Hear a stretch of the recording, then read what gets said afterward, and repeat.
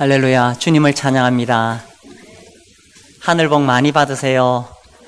예, 옆 분과도 인사하시기 바랍니다. 하늘 복 많이 받으세요. 이제 우리 그 산상수훈 결론으로 들어가게 됩니다. 좁은 문으로 들어가라. 멸망으로 인도하는 문은 크고 그 길이 넓어 그리로 들어가는 자가 많고, 생명으로 인도하는 문은 좁고 길이 협착하여 찾는 자가 적음이라. 이 말씀을 읽으니까 어떤 느낌이 듭니까? 예수 믿으면 복받아 건강하고 돈 잘 벌고 자식 잘 된다, 이래 되면 참 좋은데 오늘 말씀을 딱 읽으니까 이야, 예수 믿는 것은 좁은 문으로 들어가는 것이구나, 쉽지 않겠구나, 이런 느낌이 듭니다. 지난주에 저희들 모이는 그 모임에 목사님이 그런 이야기를 하셨어요. 자기 딸이 이제 올해 대학 1학년에 들어갔는데 학교에서 왕따를 당했대. 아니, 대학생도 왕따를 당합니까? 그러니까 학생들이 모이면 너무나 자연스럽게 여대생들도 술을 마시고 담배를 피운대요. 그런가요? 하여튼 뭐 그런 학과에 들어갔는가 봐요. 근데 이제 그 목사님 딸은 술도 안 마시고 담배도 안 피워. 그러니까 친구들에게 왕따를 당했대요. 다행히 나중에 이 친구가, 이 딸이 열심히 공부해가지고 1등을 했대요. 그렇게 해서 또 친구들이 그때부터는 태도가 좀 달라졌다 그러던데, 이 현대 사회에서 예수님을 바르게 믿는다는 게 뭐냐, 예수님 말씀대로 산다는 게 뭐냐, 이게 결코 쉬운 것이 아닙니다. 그래서 주님이 좁은 문으로 들어가라, 이렇게 말씀하셨습니다. 첫 번째로 우리가 생각해 볼 수 있는 것은, 이 좁은 문이라는 것은 구원의 문입니다. 구원의 문, 구원을 받는다는 것, 이건 참 말할 수 없이 놀랍고 영광스러운 일입니다. 그런데 어떻게 구원을 받을 수 있느냐, 예수님께서 이 구원의 문이 뭔가 말씀하셨죠. 요한복음 10장 9절에 보시면은 예수님 이렇게 말씀하셨습니다. 내가 문이니 누구든지 나로 말미암아 들어가면 구원을 받고 또는 들어가며 나오며 꼴을 얻으리라.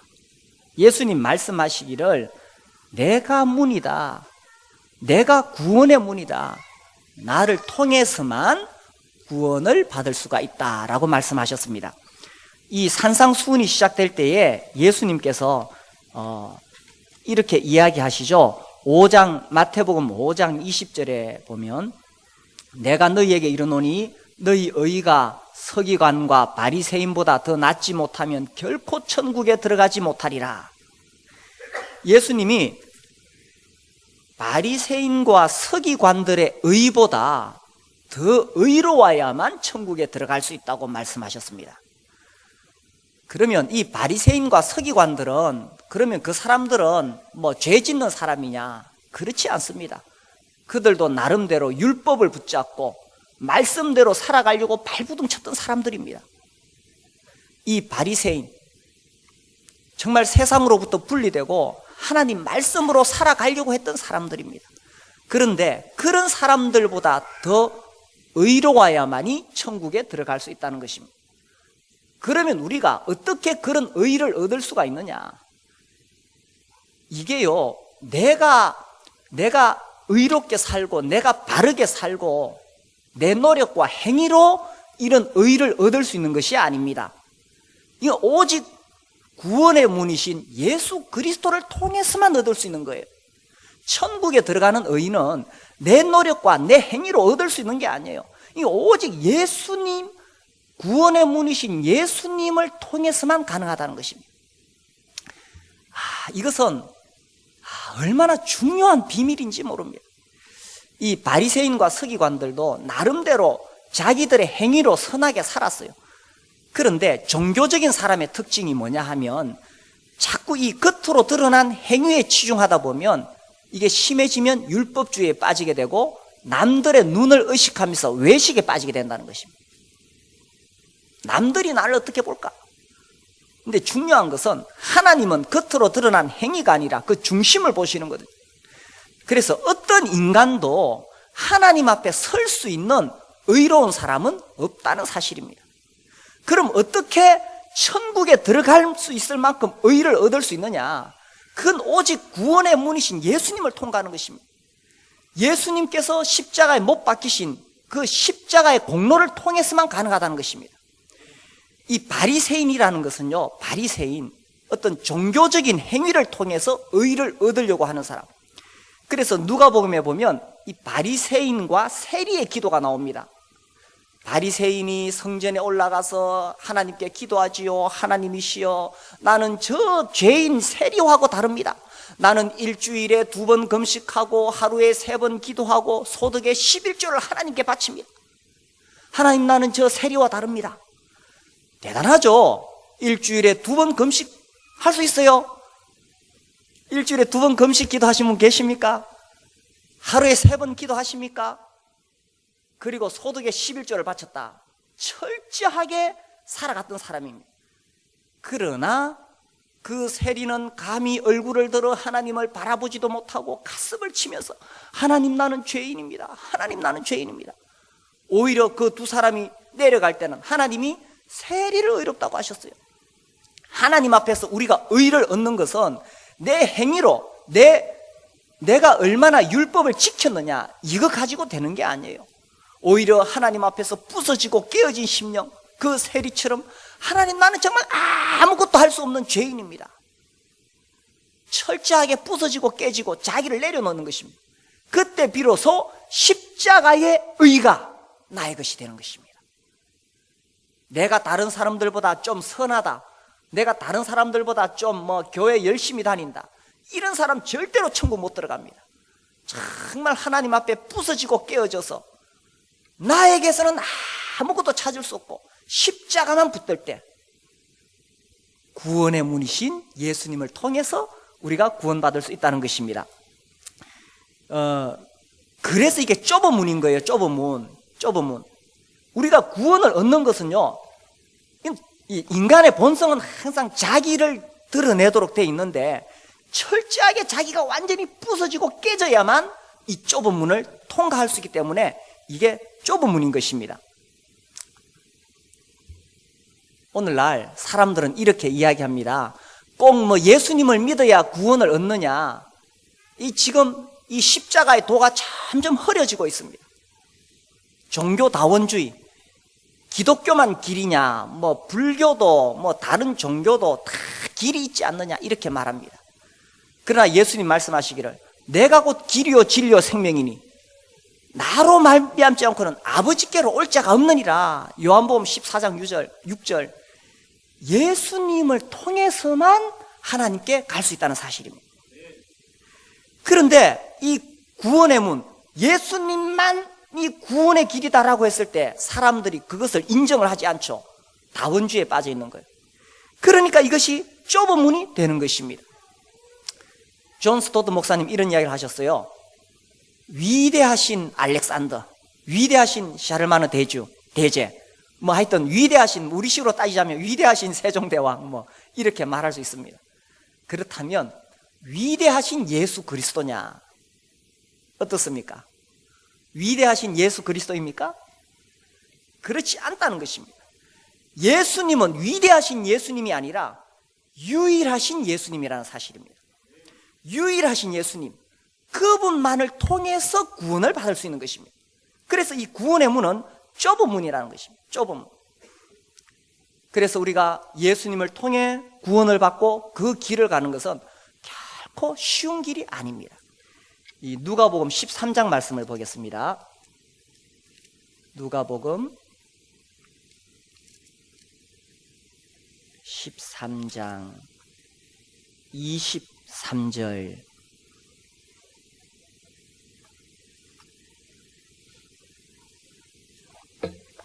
어떤 사람이 여짜오되 주여 구원을 받는 자가 적으니까 그들에게 이르시되. 예수님, 구원받는 사람 적습니까? 물었어요. 예수님 뭐라고 대답하셨어요? 24절. 좁은 문으로 들어가기를 힘쓰라. 내가 너희에게 이르노니 들어가기를 구하여도 못하는 자가 많으리라. 아무나 구원받는 거 아니라는 사실입니다. 진짜 구원을 받으려면 좁은 문으로 들어가야 된다는 것입니다. 그 유일한 문, 예수 그리스도. 좁은 문으로 들어가라. 많은 사람들이 그 구원받기를 구하지만 못하는 자가 많다고 했습니다. 오늘날 세상에 많은 사람들이 진리를 구하고 찾고 있지만 정작 진정으로 진리를 찾은 사람은 그렇게 많지 않다는 것입니다. 25절, 집 주인이 일어나 문을 한 번 닫은 후에 너희가 밖에 서서 문을 두드리며 주여 열어주소서 하면 그가 대답하여 이르되 나는 너희가 어디에서 온 자인지 알지 못하노라 하리니 그때 너희가 말하되 우리는 주 앞에서 먹고 마셨으며 주는 또한 우리를 길거리에서 가르치셨나이다 하나 그가 너희에게 말하여 이르되 나는 너희가 어디에서 왔는지 알지 못하노라. 행악하는 모든 자들아 나를 떠나가라 하리라. 이 말씀은요, 그 밑에 뒤에 말씀과 쭉 연관시켜 보면 구원의 길은 유대인에게만 있는 것이 아니라 이방인에게도 있다라는 그런 것을 의미하고도 있습니다. 많은 어쨌든 전체적인 이야기에서 하는 것은 그렇게 구원받고 싶어서 발부동 치지만 누구나 다 그렇게 쉽게 구원을 받는 것은 아니라는 것입니다. 교회를 열심히 다니고요, 나름대로 신앙생활을 열심히 한다고 하지만 그럼에도 불구하고 정작 구원받은 사람은 그렇게 많지 않다는 것입니다. 대한민국에 기독교인들이 너무너무 많습니다. 그러나 정말 구원받은 사람이 얼마나 되겠느냐? 제가 하는 이야기를 오해하지 말고 잘 들으십시오. 제가 이런 이야기를 하면 간혹 이런 질문을 합니다. 그러면은 다른 교회는 다 잘못됐고 이 교회만 옳으냐? 절대로 그런 뜻이 아닙니다. 그런 뜻이 아닙니다. 제가 말씀드리고 싶은 것은 정말 이 구원의 도는 구원받은 사람에게는 명확하게 보이지만 그렇지 않은 사람에게는 이것이 희미하기 때문에 예수님 말씀하신 대로 구하여도 얻지 못하는 자들이 많다는 것입니다. 제가 지금 하는 이야기는 저만 하는 것이 아니라 예수님 말씀이고 수많은 사람들이 그렇게 외쳐왔습니다. 조나단 에드워즈도 구원을 받기 위해서 이건 참으로 가치 있는 것이기 때문에 평생을 구원을 얻기 위해서 구도의 길을 가라고 이야기하고 있습니다. 물론 우리의 어떤 그런 노력으로 구원을 얻는 것은 아니에요. 오직 십자가의 피를 믿을 때 구원은 한순간 이루어지는 것입니다. 한순간 이루어지는 것이지만 그러나 그것이 정말 나의 것이 되지 못하였을 때는 그것을 얻기 위해서 평생을 정말 그것을 위해서 나아가라는 것입니다. 제가 이렇게 말씀드리는 것은요, 우리의 구원의 가치가 얼마나 귀하고 놀라운가를 이야기하고 있는 것입니다. 우리가 명확한 십자가 복음을 듣고 예수님을 통해 내 모든 죄가 용서되었다는 이 명확한 십자가 복음을 듣고 내가 구원의 확신을 얻었다는 것이 얼마나 귀하고 가치 있는가를 지금 말씀드리려고 하는 거예요. 많은 사람들이 교회를 다니고 많은 사람들이 기독교를 믿고 있지만 정말 명확하게 십자가 복음을 듣고 구원받은 사람이 얼마나 되겠느냐 하는 것입니다. 그래서요, 정말 주님께서 이 구원을 할 때 성부 아버지 하나님께서 창세전에 우리를 택하셨습니다. 그리고 그 아들 예수 그리스도께서 십자가에서 내 죄를 대신해서 죽어주셨습니다. 그리고 성령께서 정말 가장 적절한 때 나에게 찾아오셔서 이 십자가의 도를 나에게 깨닫게 해주셨어요. 그래서 내가 구원을 받은 것입니다.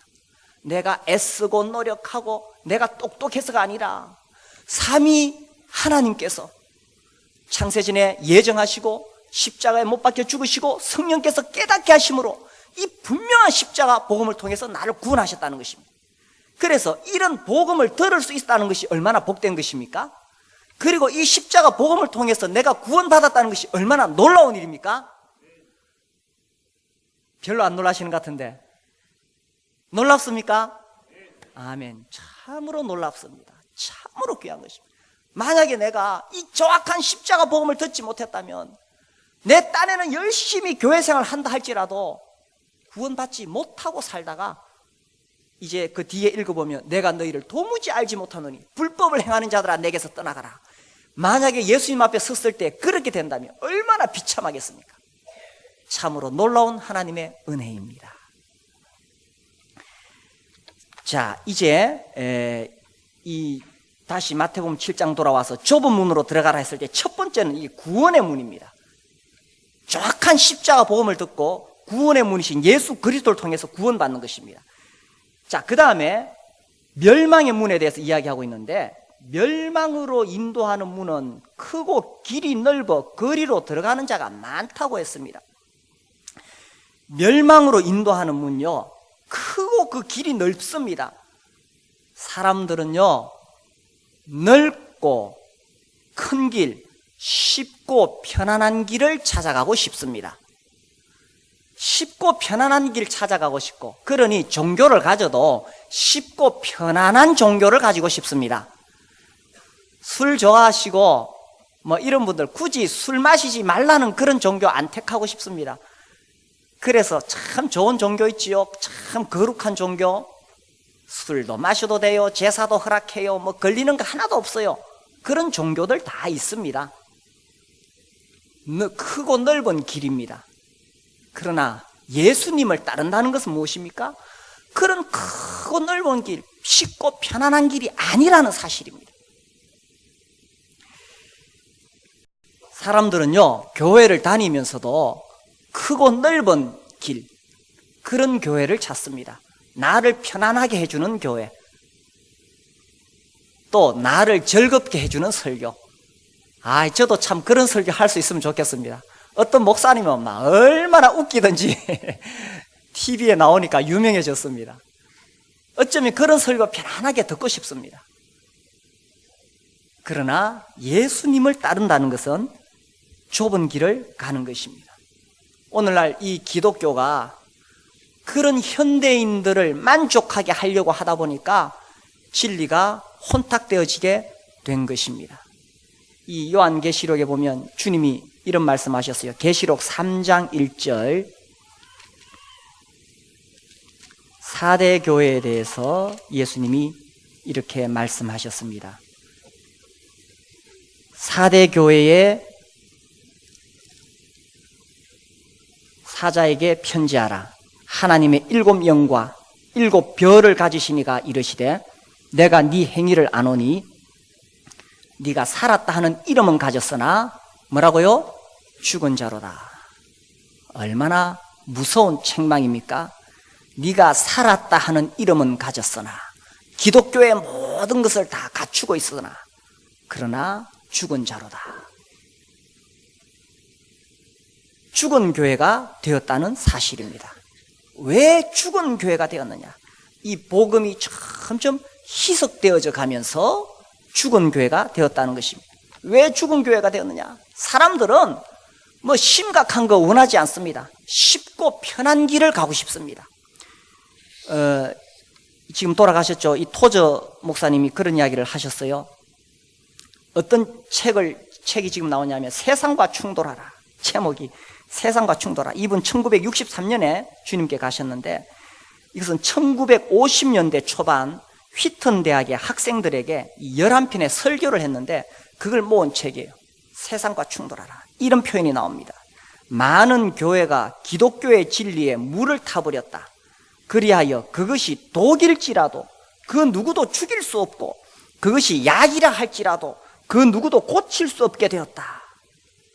교회는 언제부터 영향력 없는 변질된 집단이 되어버렸느냐? 능력이 없는 것은 교회 자체일진정 하나님은 아니다. 오직 하나님을 두려워하고 세상 것들을 버리려면 세상과 충돌하라. 세상과 충돌하지 않으면 죽은 교회가 되는 것입니다. 우리 13개 목장도 세상과 충돌하는 목장이 되지 않으면 죽은 목장이 되는 것입니다. 목장이 뭡니까? 함께 제자의 삶을 살기 위해서, 혼자서는 힘드니까 서로 위해서 기도하고 격려해주고 서로 붙잡아주는 그것이 목장 아닙니까? 그런데 그것도 세상과 충돌하지 못하면 죽은 목장 되는 것입니다. 그런 목장이 모여있는 교회는 죽은 교회가 되는 것입니다. 안타깝게도 오늘날 많은 사람들이 이 넓고 큰 길로 가는 거예요. 그러니까 우리가 이렇게 말하죠. 우리만 굳이 그런 길을 갈 이유가 뭐냐? 우리만 굳이 그렇게 갈 이유가 뭐냐? 이 직장생활 하다 보면 그런 경우 자주 만나죠. 이 회식 자리에서 막 술을 구하는데, 뭐 저도 그런 자리에 많이 있어서 봤습니다. 술을 안 마신다 그러면, 저분도 김 집사님이고, 저분도 박 장로님이신데, 집사님도 마시고 장로님도 마시는데 네가 뭐라고 안 마시냐, 이런 거예요. 그러면 온갖 수모를 그 자리에서 다 받습니다. 아니, 적당하게 타협하고 우리도 한 잔쯤 하는 거 하나님 봐주시지 않을까요? 뭐 그거 마신다고 해서 무슨 뭐 거기 독이 들었습니까? 그런데 왜 우리가 그리스도인의 자존심을 그런 데 내세우는 겁니까? 세상과 충돌하지 않으면, 우리마저 세상과 충돌하지 않으면 정말 죽은 교회가 될 수밖에 없기 때문인 것입니다. 쉽고 편안한 길 가는 것이 아니라 세상과 충돌하며 사는 것입니다. 여기 보십시오. 멸망으로 인도하는 문은 크고 길이 넓어 그리로 들어가는 자가 많다고 했습니다. 그러나 결론은 멸망으로 인도하는 문이다라는 것입니다. 멸망으로 인도하는 문이다. 세상은요, 어떻게 해서든지 우리를 붙잡아 두려고 하고 있습니다. 제가 뭐 어느 영화인지 정확히 잘 기억은 안 나는데, 하여튼 오래전에 봤던 영화 중에 이런 내용이 있어요. 하여튼 뭐 제가 이야기하면 아실지도 모르겠는데, 어떤 그 젊은이들이, 청년들이 무슨 미션이 있어. 뭐 그걸 이루어야 돼. 그래서 이 젊은이들이 이제 팀을 짜가지고 그 미션을 이루기 위해서 막 가는데, 어떤 도시에 갔어요. 도시에 들어가니까 무슨 뭐 빌딩인지 정확히 기억이 안 납니다. 거기 들어가니까 그게 막 너무 분위기가 좋아요. 음악이 흘러나와요. 맛있는 음식이 공짜로 계속 대접이 되어져요. 거기 가니까 놀 수 있는 놀이가 얼마나 많은지 몰라요. 그럼 그만 이 젊은이들이 거기 들어가가지고 거기서 그냥 자기도 모르게 주저앉았어요. 거기서 주는 뭐 무슨 음료수를 마셨는가? 그때부터 시간 가는 줄을 몰라요. 무슨 영화인지 기억이 나십니까? 뭐 제가 정확히 잘 모르겠습니다만 하여튼 그런 영화를 봤던 것 같아요. 그래서 이제 이 젊은이들이 거기서 막 너무 재밌는 거예요. 막 놀다 보니까 먹고 마시고 시간 가는 줄 몰라요. 너무너무 즐거워요. 그러다가 이제 한 젊은이가 이렇게 어떤 메시지를 받죠. 지금 너희들이 거기서 빨리 나와야 된다.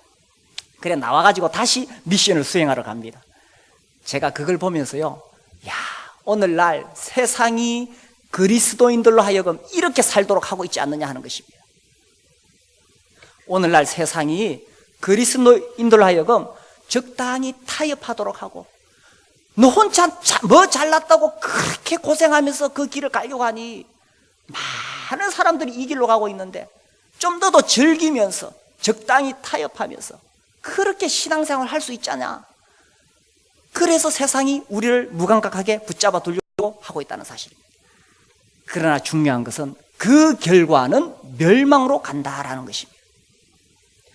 롯이 소돔성에 들어갔을 때에 거기서 롯도 열심히 사업했습니다. 사업해서 돈 많이 벌었습니다. 그 지역의 유지가 되었습니다. 그가 성문에 앉았다는 것은 그만큼 재력과 명망을 얻었다는 뜻입니다. 그래서 그가 이 성문에 앉아 있을 때 천사들이 방문하지요.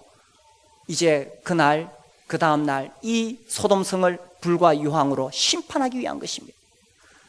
롯이 그 소돔성에 주저앉아서 거기 있는 사람들처럼, 세상 사람들처럼 돈 벌고 그렇게 잘 살았지만, 그러나 그것은 멸망의 길이었다는 것입니다. 그 다음날 하늘에서 불과 유황이 비같이 내려졌을 때 그 소돔성은 엎어 멸하였고, 도망가는 중에 롯의 처는 그래도 미련이 있어 뒤를 돌아보다가 소금 기둥이 되고, 그래서 도망 빠져나오잖아요. 신약에 나오는 것처럼 그들이 구원을 얻었을 때 불 가운데서 구원을 얻은 것 같다. 그리고 결국 그 뒤가 어떻게 됩니까? 그 두 딸이 종족을 보존하기 위해서 아버지와 관계에서 낳은 아들이 모압과 암몬이지 않습니까? 크고 넓은 길, 많은 사람들이 가는 길, 그 길이 멸망의 길이다라는 것입니다.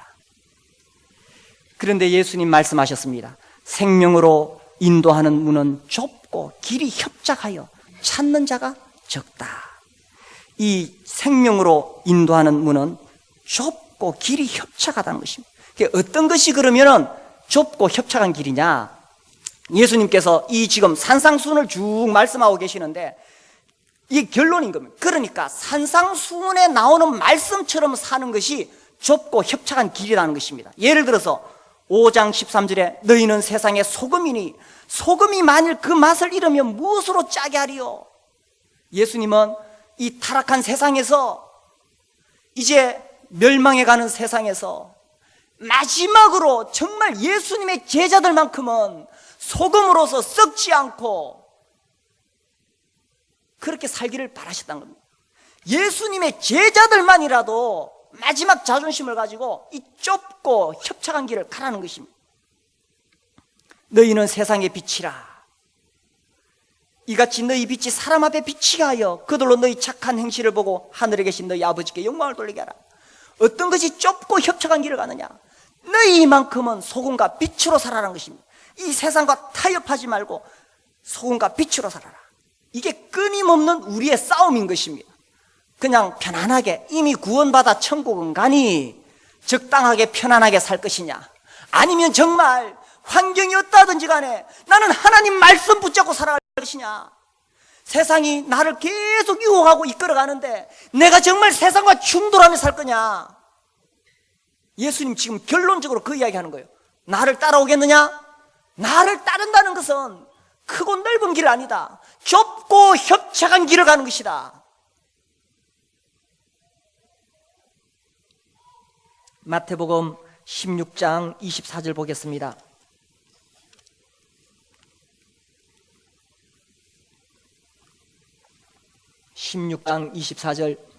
이에 예수께서 제자들에게 이르시되 누구든지 나를 따라오려거든 자기를 부인하고 자기 십자가를 지고 나를 따를 것이라. 누구든지 제 목숨을 구원하고자 하면 잃을 것이요 누구든지 나를 위하여 제 목숨을 잃으면 찾으리라. 사람이 만일 온 천하를 얻고도 제 목숨을 잃으면 무엇이 유익하리요? 사람이 무엇을 주고 제 목숨과 바꾸겠느냐? 이렇게 쭉 말씀이 나옵니다. 24절에서 누구든지 나를 따라오려거든 자기를 부인하고 자기 십자가를 지고 나를 따를 것이니라. 예수님을 따라간다는 것이 뭐냐? 그것은 장미꽃을 뿌려놓은 탄탄대로를 즐기면서 가는 길이 아니라는 것입니다. 예수님이 이 산상수훈을 말씀하신 다음에 이제 마지막으로 그렇게 이야기하고 계신 것입니다. 나를 따라올 수 있겠느냐? 나를 따라올 수 있겠느냐? 본회프는 나를 따르라는 이 산상수훈을 가지고 강의한 나를 따르라는 책에서 이렇게 이야기했습니다. 그리스도께서 사람을 부르실 때 그분은 그에게 와서 죽으라고 명하신다. 2차 대전 때 이 독일이 나치하에 있을 때 히틀러를 반대하다가 결국 죽은 독일의 신학자입니다. 나를 따르라는 책을 썼죠. 그러면서 이렇게 말했습니다. 그리스도께서 나를 부르실 때 그 의미는 주님을 따라와서 주님에게 와서 죽으라고 명령하신 것이다. 그가 봤을 때 우리가 값없이 은혜로 구원받잖아요. 값없이. 그런데 값없이 은혜로 구원받은 것을 값싼 은혜로 바꾸었다는 것입니다. 오늘날 사람들은 값싼 은혜로 바꾸어서 적당히 값을 치르며 무한한 사랑과 은혜를 무시하고 있다는 것입니다. 오늘날 현대 그리스도인들이 대가 없이 획득하는 조작된 구원을 구하고 있고, 이 십자가의 돈은 값싼 은혜로 얻는 것이 아니라는 것입니다. 물론 믿음과 행위는 동일하지 않습니다. 우리가 행위로 구원받는 거 아닙니다. 믿음으로 구원받습니다. 그러나 행위 없는, 대가 없는 믿음은 거짓된 믿음이라는 것입니다. 그러므로 나를 따르라는 주님의 부름은 무한한 대가를 지불하라는 것입니다. 그러니 오직 죽음으로서만 제자가 될 수 있다라고 이분이 주장하다 결국 그 사람도 죽습니다. 우리가 주님을 따라간다는 것은요, 좁고 협착한 길을 가는 것입니다. 제가 청년 때 아주 작은 책, 버마 선교사 아도니람 저더슨이라는 책을 봤는데, 지금은 미얀마로 이름이 바뀌었죠. 그 저더슨이 청년 시절에 아내 앤에게 프로포즈를 했습니다. 나와 결혼해 주십시오. 그 다음 이렇게 말합니다. 나와 함께 아시아의 정글로 가서 거기서 그리스도를 위해 함께 죽읍시다. 어째 이런 말을 물어보자 할 때 할 수 있을까요? 우리 청년 자매님들, 어떤 총각이 와서 이렇게 말하면 따라가겠습니까? 근데 또 우리 예수 믿는 사람 이런 데 매력을 느끼네. 그죠? 누가 확신 있게 와가지고 나와 함께 그리스도를 위해 죽읍시다, 이러면 또 따라간다니까. 왜냐하면 우리 마음속에 주님의 생명이 있고 주님을 따르고 싶은 마음이 있으니까. 그래가지고 그 앤을 데리고 가서 1813년 랑군에 도착해서 이제 그 언어와 문화를 배웁니다. 6년 동안 배워서 7년째 드디어 이제 그 나라 말로 설교를 하기 시작했어요. 그래서 이제 그 첫 번째 회심자를 얻게 됩니다.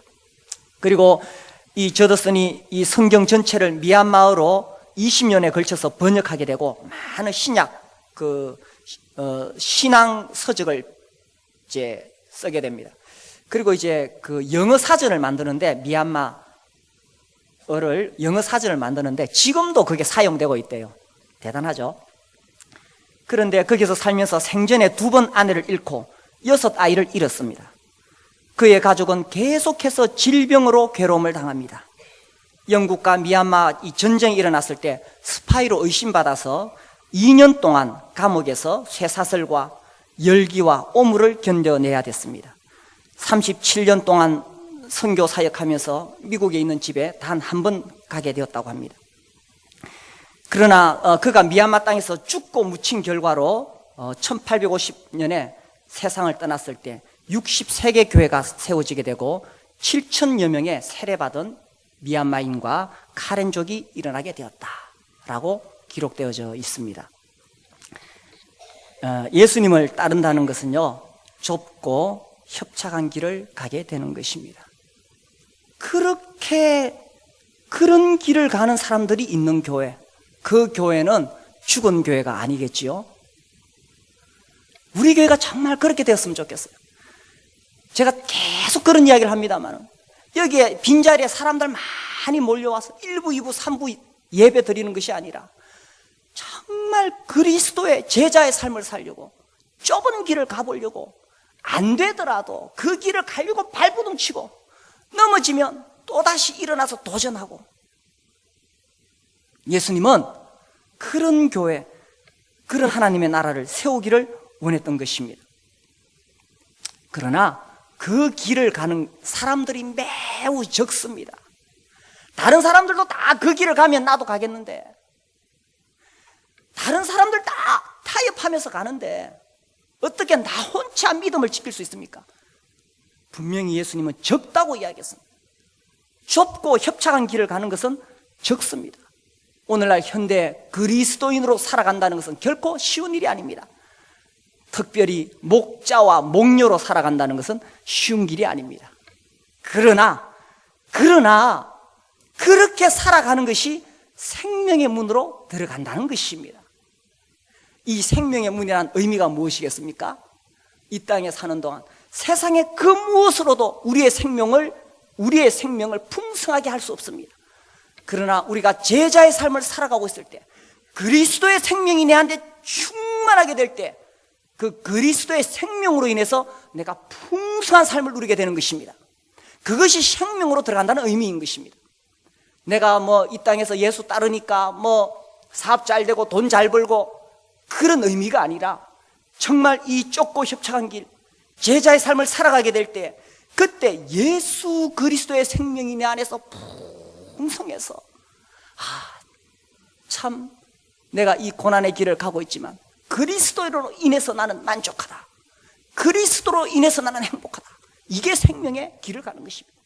그리고 이 생명의, 내가 가는 이 길이 끝이 났을 때 나에게 열려져 있는 것은 천국문인 것입니다. 영원한 주님의 나라로 들어가게 되는 것입니다. 거기서 주님 앞에 서게 되는 그날에 주님께서 너 참 고생 많았지, 너 참 잘 살아왔다, 이렇게 칭찬하실 것입니다. 우리가 예수님을 따른다는 것은 이 길을 가는 것입니다. 예수 믿으면서 손해 안 보겠다, 예수 믿으면서 세상에서 조금 더 빚지지 않겠다, 그 사람은 좁고 협착한 길을 가는 것이 아닌 것입니다. 내가 예수님을 믿기 때문에 손해본 것이 있어야 되는 것입니다. 성진에서 손해보고, 사업에서 손해보고, 다른 사람들과의 경쟁에서 손해보고, 그래서 좁고 협착한 길인 것입니다. 우리 모든 성도님들이 비록 세상에서는 뒤질지라도 마지막 승리의 순간을 바라보면서 좁고 협착한 길, 좁은 문으로 들어가는 그런 삶을 사시게 되기를 바랍니다.